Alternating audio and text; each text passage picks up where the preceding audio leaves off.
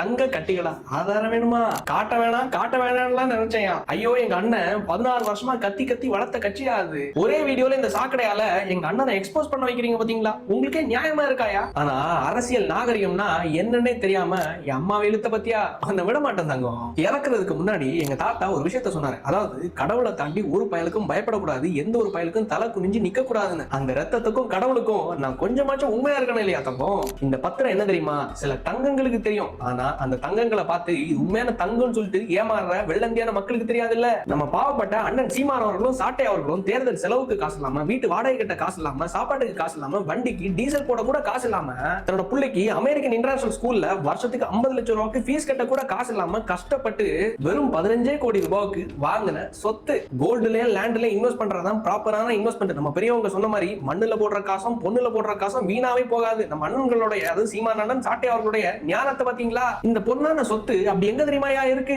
மானா மதுரைக்கு பக்கத்துல இருக்கக்கூடிய நம்ம விருதுநகர்ல. அதுவும் யார் பேர்ல தெரியுமா? நம்ம அண்ணனோட தைரியத்தை கொஞ்சம் பாருங்களேன். பினாமி எல்லாம் கிடையாது, நம்ம அண்ணனுடைய மனைவியான கைல்விழி அக்கா அவர்களுடைய பேரில். ஆக்சுவலா இந்த சொத்தை எப்ப ரெஜிஸ்டர் பண்ணி வாங்குறாங்க தெரியுமா? 23/9/2025. இதுல இன்னொரு சுவாரஸ்யம் என்னன்னா, இதுல இருந்து வெறும் 2 மாசத்துக்கு முன்னாடி தான் ஐயா ஸ்டாலின் அவர்களும் சீமான் அவர்களும் சாட்டை அவங்களும் சந்திச்சாங்க. இன்னும் கரெக்டா சொல்லட்டுமா? 20/7/2025.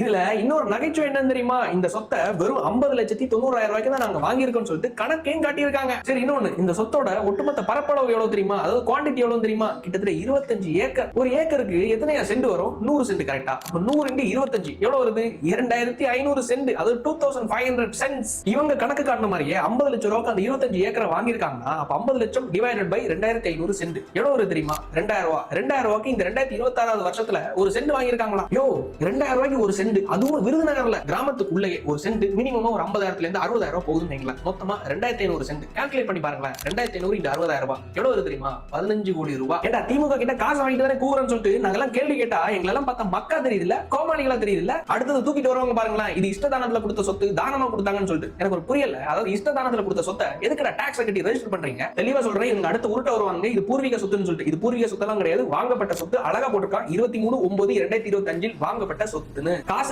இல்ல, வாடகை கட்ட காசு இல்ல, வண்டிக்கு டீசல் போட காசு இல்ல, எதுக்குமே காசு இல்ல, தேர்தல் செலவுக்கே காசு இல்லன்னு சொல்லிட்டு பாவம் ஆசையா பிள்ளைங்க வருஷம் உள்ள உண்டியல்ல சேர்த்த காசு எல்லாம் வாங்குறீங்களேடா. சரி, நீ கேட்ட ஆதாரத்தை தேர்தல் பத்திரத்தோடு காணிச்சிட்டேன்ல, இதோ இந்த கால்ல விழுந்துக்கோ. நல்ல சுத்தமா தான் வச்சிருக்கேன். என் அம்மாவே அப்பாவே இழுத்தே இல்ல. இந்த வக்கீல் படிச்ச சின்ன பயல ஏன்டா தொட்டோன்னு யோசிக்க வைப்பாங்கன்னா சாட்டை மாமா கையோட வரட்டுமா மாமா? நாளைக்கு சந்திப்போம். கூடவே இன்ஸ்டாகிராம், Facebook, வாட்ஸ்அப், யூடியூப் இந்த வீடியோ முடிஞ்சோட ஷேர் பண்ணுங்க.